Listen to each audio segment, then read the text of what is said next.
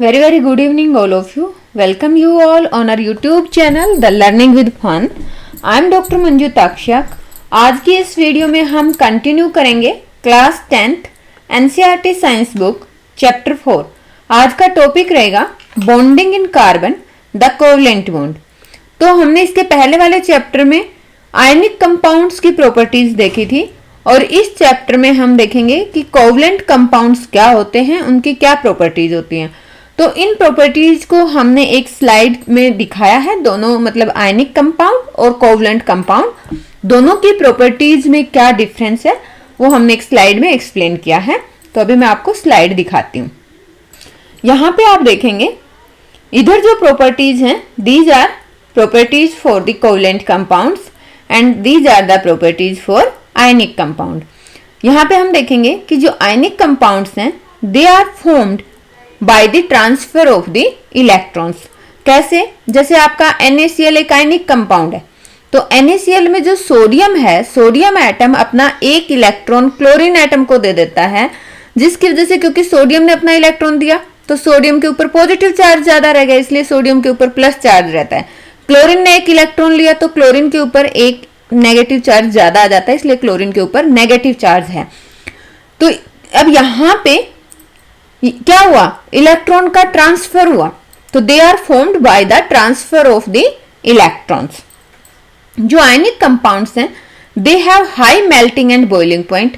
इसका मतलब क्या है कि जो फोर्स ऑफ अट्रैक्शन है बिटवीन द आयंस, जो मॉलिक्यूल्स के आयंस हैं, जैसे NaCl मॉलिक्यूल है, इसके आयंस हैं सोडियम आयन और क्लोराइड आयंस, तो इनके बीच में जो फोर्स ऑफ अट्रैक्शन है दैट इज वेरी स्ट्रॉन्ग. वहीं अगर हम कोवलेंट कंपाउंड्स में बात करें तो जो कोवलेंट कंपाउंड्स हैं they have low melting and boiling point. जैसे एग्जांपल हम ले लेते हैं मीथेन CH4. तो इसका मतलब क्या है कि यहाँ पे जो मॉलिक्यूल्स के जो एलिमेंट्स हैं उनके बीच में जो फोर्स ऑफ अट्रैक्शन है that is not very strong. Next point क्या है कि जो आयनिक कंपाउंड्स हैं they conduct electricity in solution और इन मोल्टन स्टेट. यानी कि जैसे NaCl है, NaCl को वाटर में डिजोल्व कर देते हैं तो आपके पास सोडियम आयन होंगे, क्लोराइड आयन होंगे, देन दे कंडक्ट इलेक्ट्रिसिटी. या मोल्टन स्टेट में, मोल्टन स्टेट का मतलब लिक्विड स्टेट में. लेकिन जो कोवलेंट कंपाउंड्स हैं they are poor conductor of electricity. Next, जो आयनिक कंपाउंड्स हैं, nature of bonding in ionic compounds explain the presence of ions. जैसे NaCl है उसमें हम बोलते हैं सोडियम आयन है, क्लोराइड आयन है. तो ये क्या है कि आयंस की प्रेजेंस की वजह से इन कंपाउंड्स को हम क्या बोलते हैं? Ionic compound.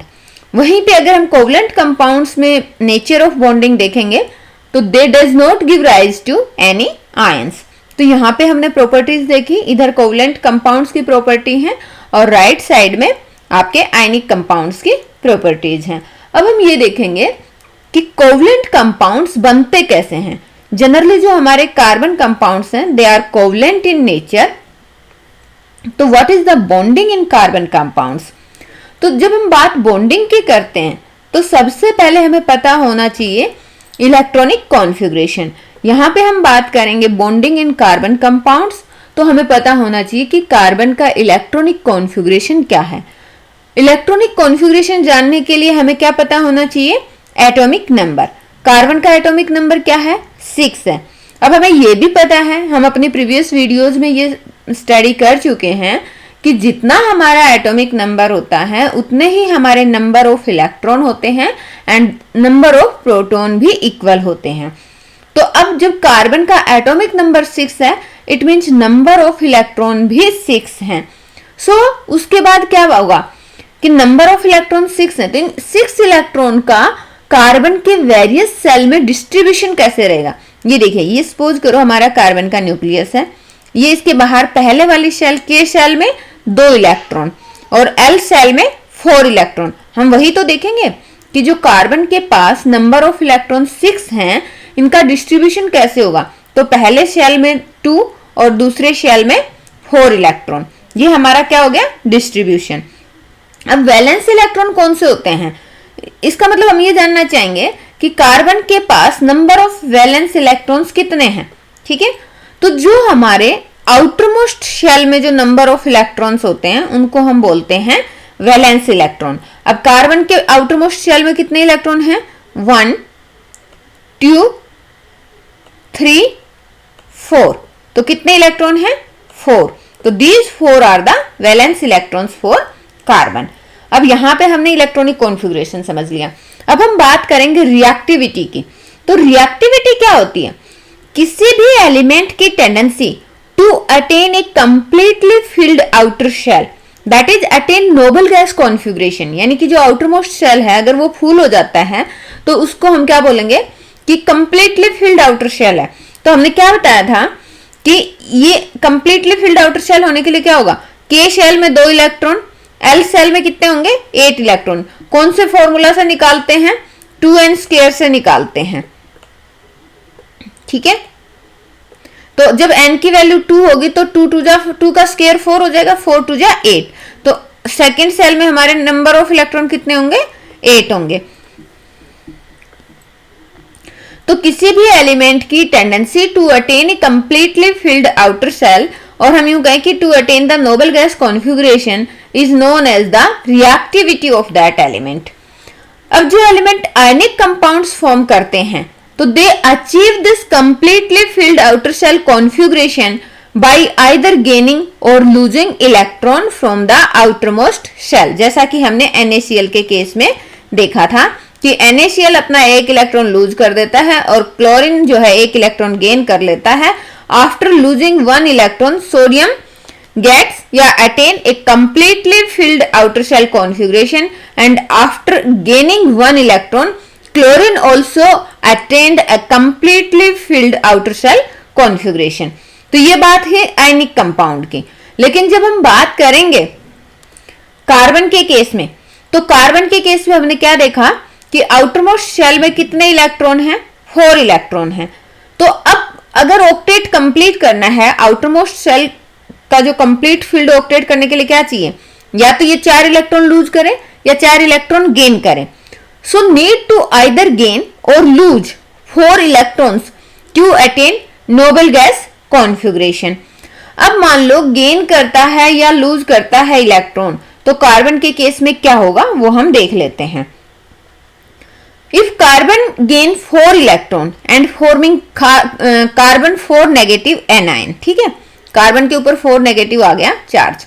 तो अब कार्बन के पास पॉजिटिव चार्ज कितना है? 6 प्रोटॉन है। और इलेक्ट्रॉन कितने हो जाएंगे? 6 इलेक्ट्रॉन तो पहले से ही थे, 4 इलेक्ट्रॉन और गेन कर लिए, टोटल इलेक्ट्रॉन कितने हो गए? 10 इलेक्ट्रॉन हो गए। तो अब पॉजिटिव चार्ज है +6, नेगेटिव चार्ज कितना हो जाएगा? इलेक्ट्रॉन कितने हो जाएंगे? 10। तो मतलब जो 6 लोग हैं उनके लिए 10 लोगों को होल्ड करके रखना मुश्किल हो जाता है अगर एक टीम वर्क होता है। तो यहां पे भी एक एटम में भी आप ऐसे ही समझो कि लाइक ए टीम है। जब प्लस और माइनस चार्ज इक्वल रहता है तो आपका जो एटम है उसमें बैलेंस रहता है, एटम की स्ट्रक्चर जो है वो स्टेबल रहती है। अगर आप एक न्यूट्रल कार्बन एटम की बात करोगे तो उसमें +6 प्रोटॉन चार्ज होता है और जो -6 जो है आपका, क्योंकि इलेक्ट्रॉन के ऊपर चार्ज होता है माइनस, और इलेक्ट्रॉन कितने होते हैं? 6। तो जो एक न्यूट्रल कार्बन होता है उसके ऊपर 6 पॉजिटिव चार्ज और 6 नेगेटिव चार्ज। लेकिन अगर उसने 4 इलेक्ट्रॉन गेन कर लिए तो पॉजिटिव चार्ज तो उतना ही है, क्योंकि पॉजिटिव चार्ज में ना गेन है ना लॉस है, तो पॉजिटिव चार्ज +6। लेकिन 4 इलेक्ट्रॉन गेन कर लिए तो टोटल नेगेटिव चार्ज कितना हो गया? -10।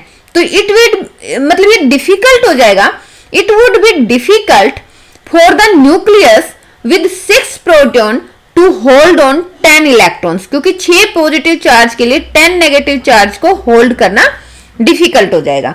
तो यहां पे जो एटम की स्टेबिलिटी है वो डिस्टर्ब हो जाएगी। तो फिर हम दूसरी कंडीशन क्या देख सकते हैं कि जो कार्बन है वो 4 इलेक्ट्रॉन लूज कर दे। अगर मतलब 4 इलेक्ट्रॉन लूज कर देता है तो कॉन्फ़िगरेशन क्या आ जाएगा?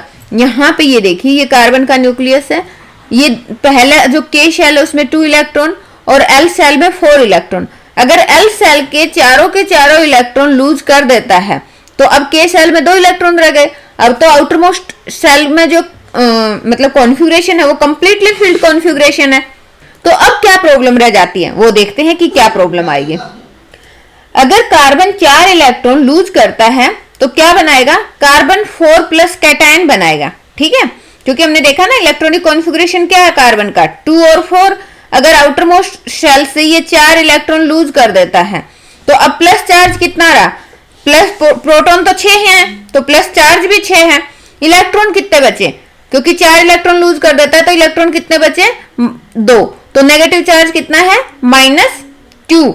अब ये जो 4 इलेक्ट्रॉन्स हैं जब ये लूज होंगे तो हमें एनर्जी देनी पड़ेगी ना, तो हर एक इलेक्ट्रॉन को निकालने के लिए हमें एनर्जी देनी पड़ती है। तो उसके बाद क्या होगा, अगर हमें 4 इलेक्ट्रॉन निकालने हैं, अगर हम यूं सोचें कि कार्बन 4 इलेक्ट्रॉन लूज करके और कार्बन 4+ कैटायन बनाए, जिससे इसका जो आउटर मोस्ट सेल कॉन्फ़िगरेशन है वो तो कंप्लीट रहेगा और इसको कोई दिक्कत नहीं होगी, बट ऐसा नहीं होता।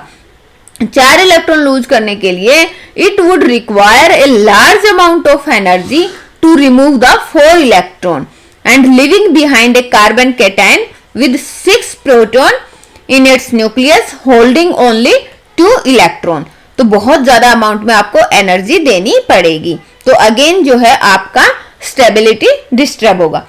तो अब प्रॉब्लम क्या आ रही है कि कार्बन जो है ना तो 4 इलेक्ट्रॉन गेन करके खुश है और ना ही 4 इलेक्ट्रॉन लूज करके खुश है। दोनों ही कंडीशन में कार्बन जो है अगर ऐसा करता है तो हम यूं करें कि अनस्टेबल हो जाता है। तो इसका सॉल्यूशन क्या हो, इस प्रॉब्लम को ओवरकम किया जाता है by sharing it's valence electron with other atoms of the carbon or with the atoms of the other elements। वो कैसे, ये देखो मान लो कार्बन है, इसका ये K शेल में 2 इलेक्ट्रॉन और L शेल में 4 इलेक्ट्रॉन। अब इसको करना क्या है, अपने आउटर मोस्ट शेल में जो इलेक्ट्रॉन है उन्हीं को कंप्लीट करना है ना, आउटर मोस्ट शेल का जो कॉन्फ़िगरेशन है उसको फुलफिल करना है। तो अब यहाँ पे हम देख रहे हैं ये हाइड्रोजन का न्यूक्लियस है, हाइड्रोजन के पास एक ही इलेक्ट्रॉन होता है, वो इसके K शेल में है। अब ये हाइड्रोजन का इलेक्ट्रॉन एक इलेक्ट्रॉन कार्बन के साथ शेयर करे तो हाइड्रोजन भी कितने इलेक्ट्रॉन फील करेगा, 2 इलेक्ट्रॉन फील करेगा। तो हाइड्रोजन का जो outermost shell configuration K shell में 2 इलेक्ट्रॉन आने चाहिए, फुलफिल हो जाएगा।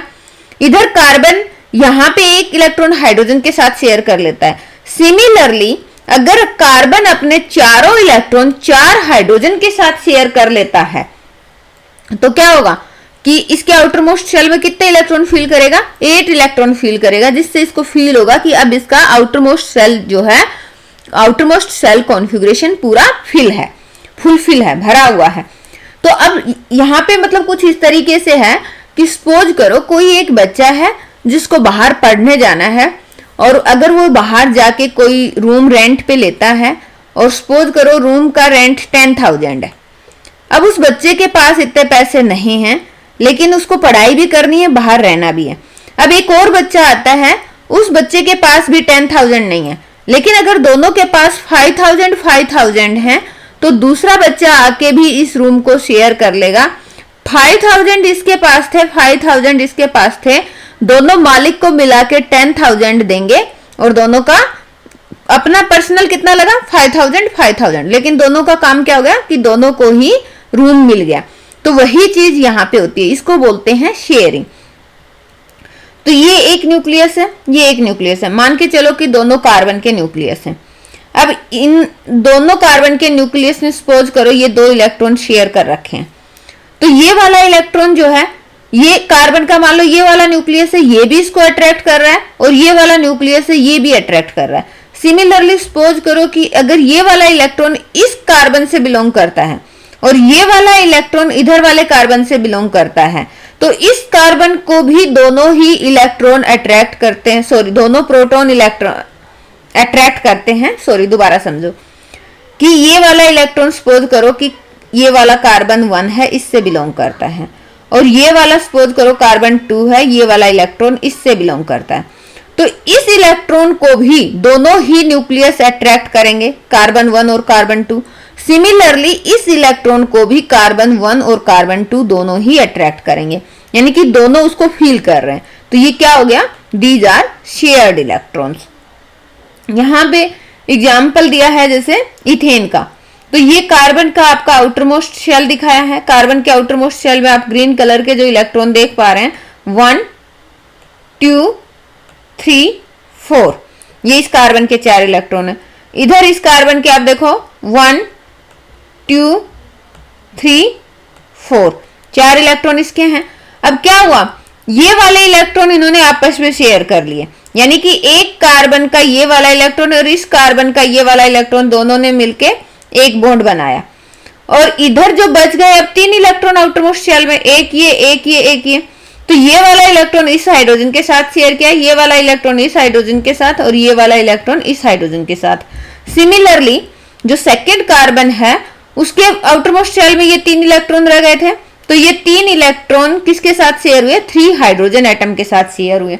तो हुआ क्या, समझ में आ गया होगा आई होप, कि हर एक जो एटम है वो अपना ऑक्टेट, उसका जो है आउटर मोस्ट शेल कॉन्फ़िगरेशन जो है भरा हुआ, उसको फील मतलब महसूस कर पा रहा है।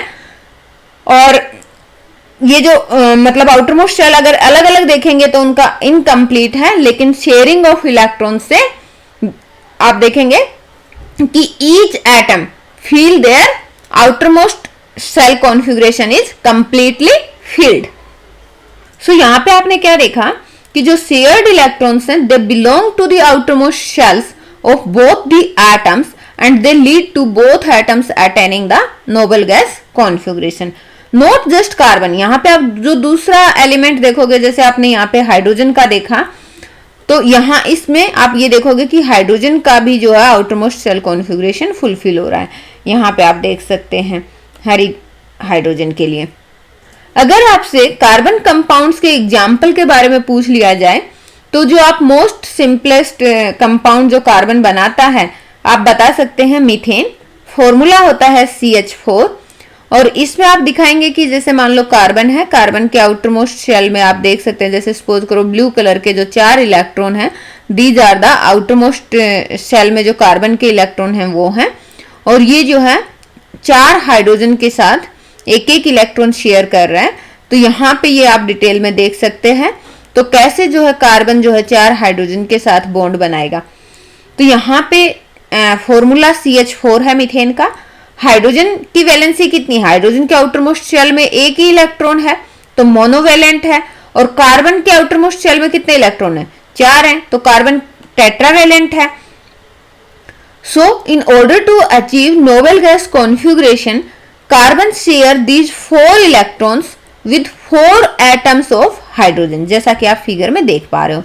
अगर आपको मान लो 3 से 5 नंबर का क्वेश्चन आ जाता है तो आप प्रॉपर्टीज लिखेंगे कि जो मीथेन है that is the simplest compound formed by carbon and it is formed by sharing of the valence electron. और क्या है, मीथेन जो है widely used as a fuel और मेजर कंपोनेंट है बायोगैस और कंप्रेस्ड नेचुरल गैस का। ठीक है, तो यहाँ पे आपको कार्बन कंपाउंड में बॉन्डिंग कैसे होती है वो समझ में आ गया। अब अगर कोवेलेंट बॉन्ड्स की हम बात करते हैं तो bonds which are formed by sharing of an electron pair between 2 atoms are known as covalent bond. जैसे यहाँ पे आप देख रहे हैं कि ये कार्बन और हाइड्रोजन के बीच में 2 इलेक्ट्रॉन शेयर हुए, तो कार्बन और हाइड्रोजन के बीच में जो बॉन्ड बनेगा ये कौन सा बॉन्ड हुआ, कोवेलेंट बॉन्ड हुआ। तो covalent bonds are the bonds which are formed by sharing of an electron pair between the 2 atoms. Covalent अब अभी जैसे प्रॉपर्टीज हमने बिल्कुल फर्स्ट स्लाइड में देखी थी, तो वहीं पे अगर आप यहाँ पे एक बार उनको रिवाइज करना चाहोगे तो आपको समझ में आ जाएगा कि properties of the covalently bonded molecules की क्या क्या होती हैं। They have strong bond with in the molecules. अगर विद इन द मॉलिक्यूल्स की हम बात कर रहे हैं तो दे हैव स्ट्रॉन्ग बॉन्ड। जो इंटरमोलिकुलर फोर्सेज हैं दे आर वीक, यानी कि मॉलिक्यूल के बीच में जो फोर्स होंगी वो ज्यादा स्ट्रॉन्ग नहीं है। Forces of attraction between the molecules are not very strong, यही हम कहना चाह रहे हैं, and low melting and boiling point. So इस वीडियो में इतना ही। Thanks for watching the video. जय हिंद।